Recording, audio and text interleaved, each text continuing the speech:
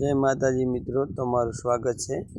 तो तमे जोई शको छो जे आ मारी कबूतरी गाय है ये डिलीवरी पर है। तो हवे आपणे एने फोटो बताए એટલે આપણે એને દવા પાઈ નાખીએ ન્યુટ્રોવેટ, તો એનાથી શું જલ્દી વી જાય ને પણ ગર્ભાશય સાફ થઈ જાય, એટલે કે મેલી જટ પડી જાય તો આપણે પાઈ દઈએ। તો તમે જોઈ શકો છો હવે હું ન્યુટ્રોવેટ એને 1 लीटर डायरेक्ट मुँह पाऊँ छूँ, ना नहीं डायरेक्ट बोतल थी।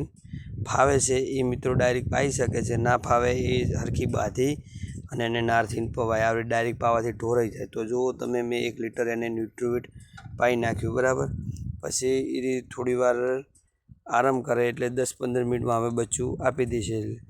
हवे एनु अडण पण तमे जोवो छो शुं छे। दूधो में आनु खाली 1 महीनो छोड़ी थी, तो पण हवे बस हवे बेहबानी तैयारी छे। बेसे एटले तरत ज आ बेही जी गाय बेठा पछी एनु बच्चू तरत ज आ बहार आई रह्युं। तो आपणे पहेला पोपटो एनो फोड़शो। पोपटो फोड्यो, हवे एना मोढा उपरथी आपणे साफ करशो, एटले एना आखेथी मुँहमां एटले वडनुं पाणी ना जतुं रहे, ना के बच्चानो ग्रोथ जल्दी ना थाय ने एनुं पण मृत्यु पामे। एटले आपणे मुँह ने पग बे पकड़ी धीरे धीरे धीरे धीरे खेंचीशुं अने धीरे धीरे आपणे खेंचવું केम के मुँह छे ने माटी ना भराय नाकमां बंनेमां।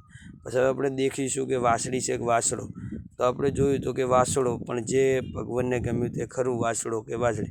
हवे एनुं पूंछडું આપણે પહેલું સાફ કરશું।